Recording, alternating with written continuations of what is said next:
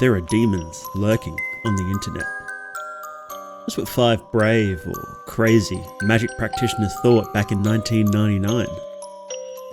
The plan was just to summon every demon online, try to banish them without knowing who the demons were or even how many there were. Simple, right? What could go wrong? Well, a lot. Quite a lot.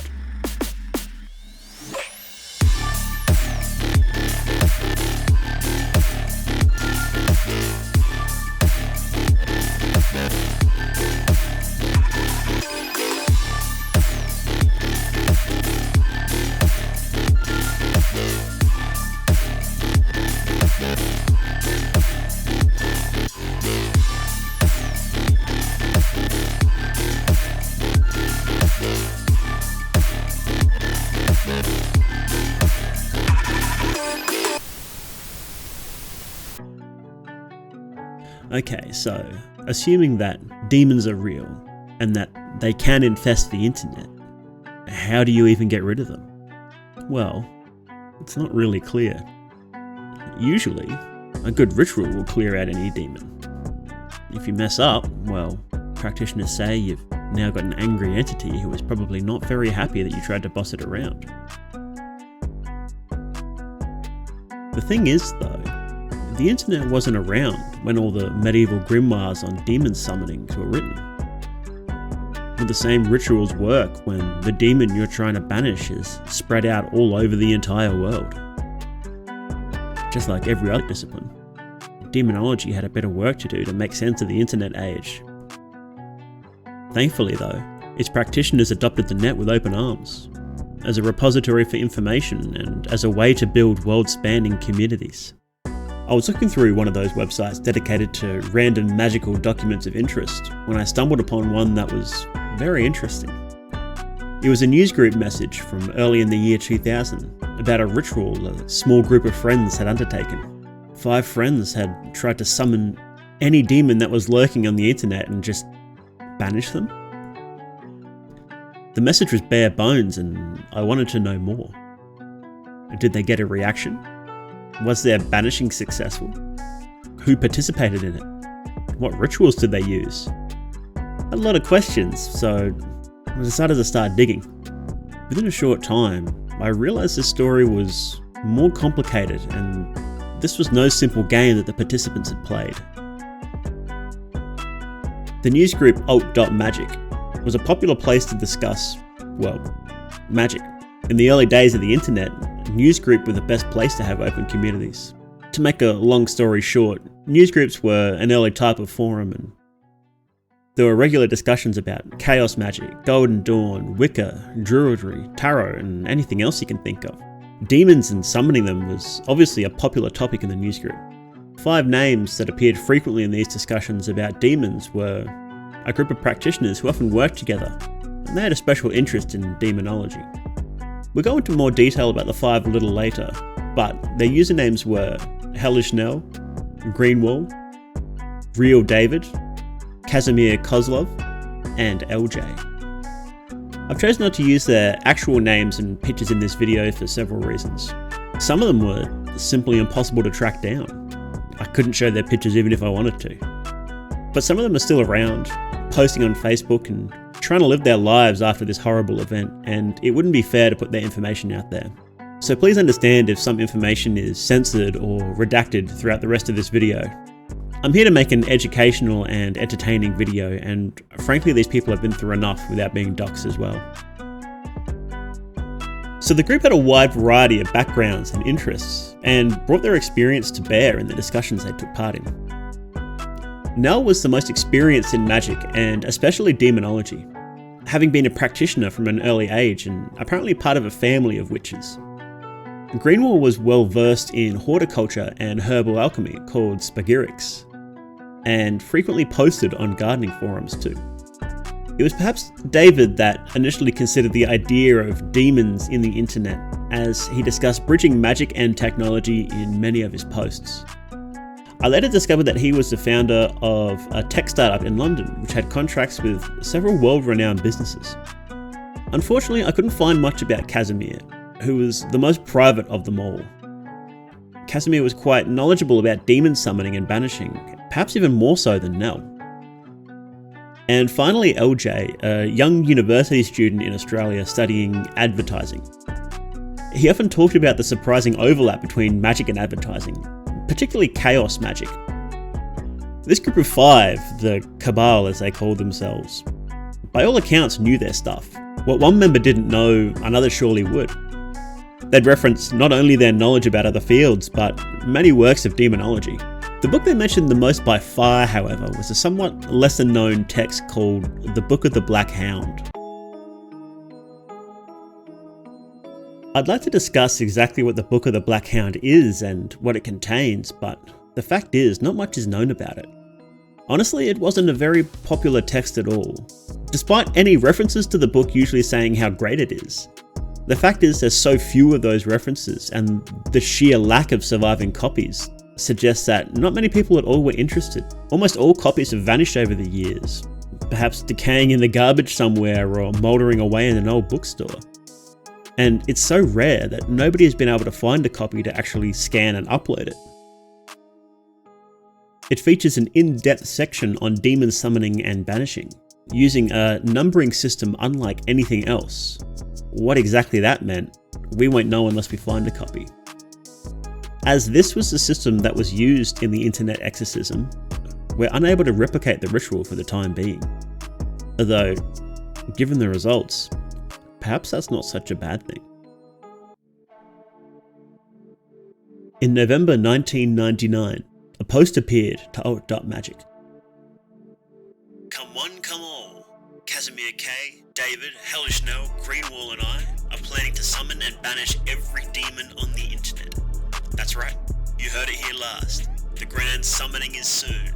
It will take place starting midnight December 30th, ending exactly on New Year's Eve. It is a staggered ritual, each one of us starting and ending at midnight local time, sending a pulse of energy through the net. The ritual will be performed by us 5, but details will not be shared publicly due to unknown dangers. But we do ask that you share your energy with us. Sigils, meditating, any rituals you like, even praying. Note, please do not try to interfere with the banishing/summoning directly, but just focus on empowering us 5. Note, depending on the results and ease of use of the ritual, it might be shared publicly after we are done. The Cabal was far from the only group performing rituals for the new year, so while their idea was definitely strange, it didn't stand out in the wave of posts and didn't attract a huge amount of attention. Despite the relative lack of interest, the Cabal weren't dissuaded. They made their preparations and awaited the fateful night.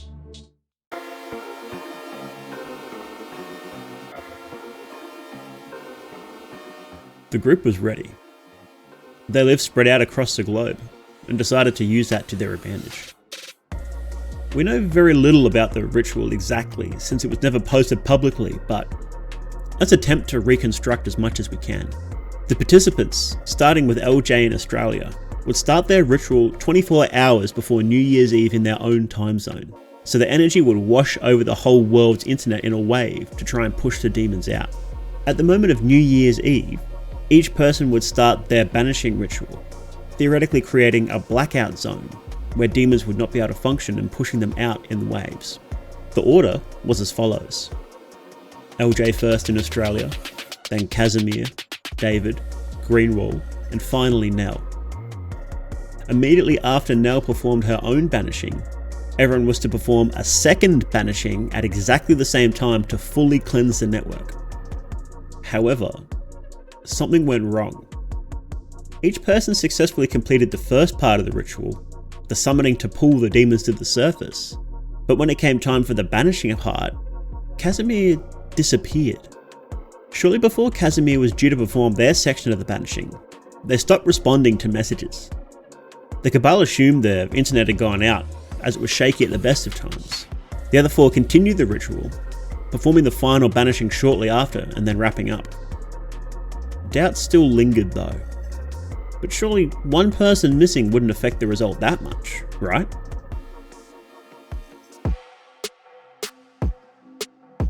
Over the coming weeks, the results of the ritual would become more and more pronounced.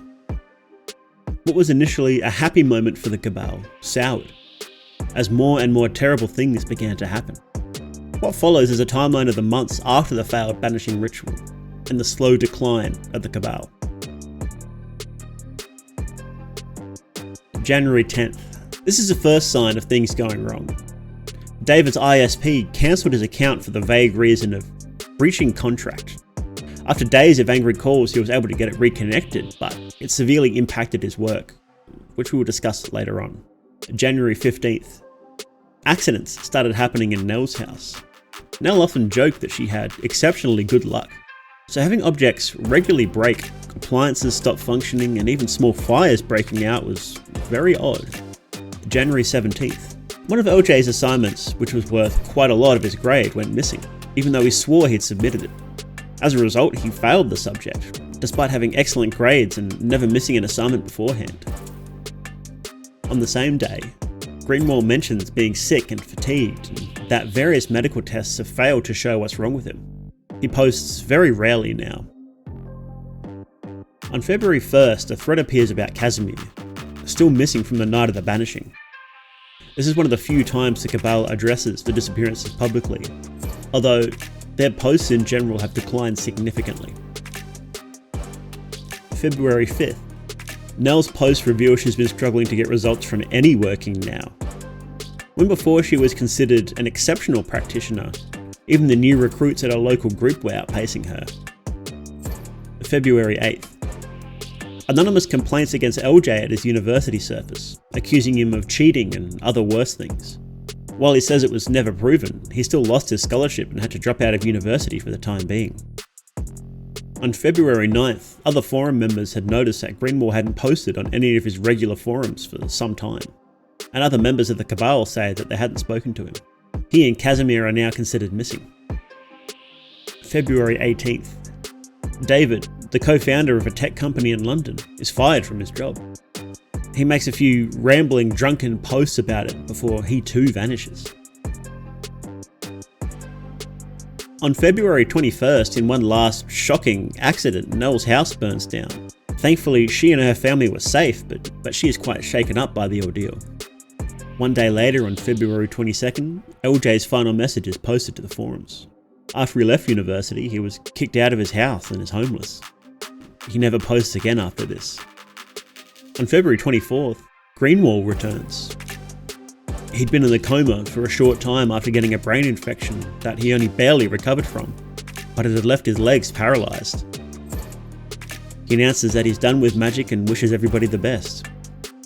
Sometime later, on March 15th, Nell reveals that she's given up on magic and converted to Christianity, and has finally stopped her bad luck by praying every day, doing the rosary, and dousing her belongings in holy water. She too bids the forum farewell.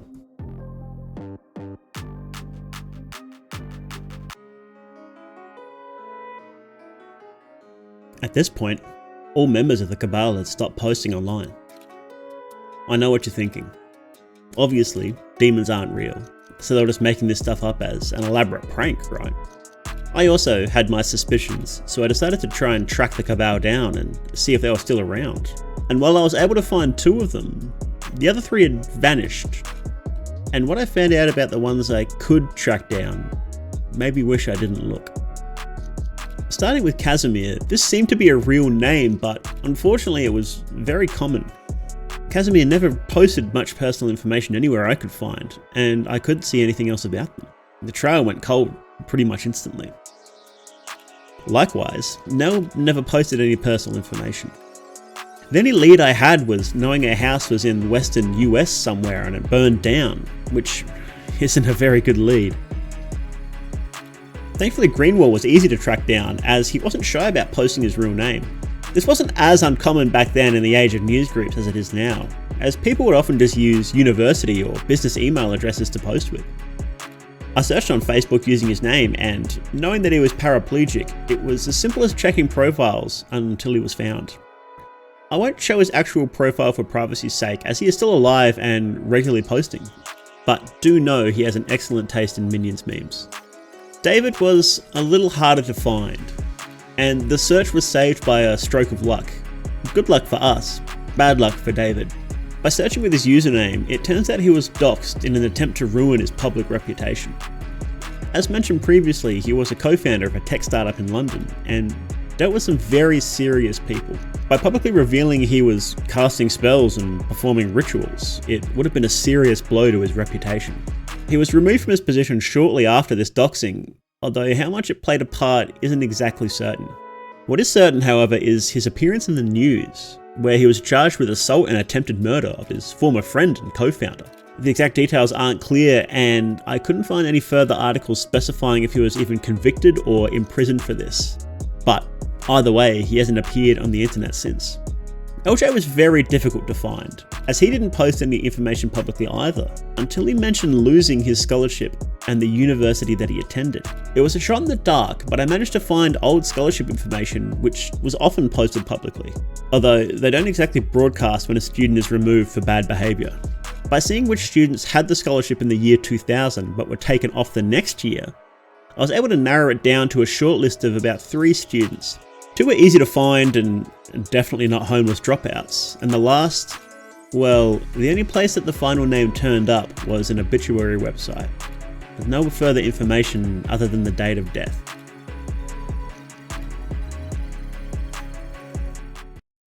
Whether or not you believe in demons, the fact is, these people went through hell. Maybe they tricked themselves into a negative mindset, drawing bad results towards them because they thought it was forced to happen. Or maybe they were actually playing around with unknown forces, much stronger than themselves, and they paid the price. I mean, if your plan is to summon every demon online, try to banish them, without knowing anything about them, or even knowing how many there are, it turns out a lot of things can go wrong.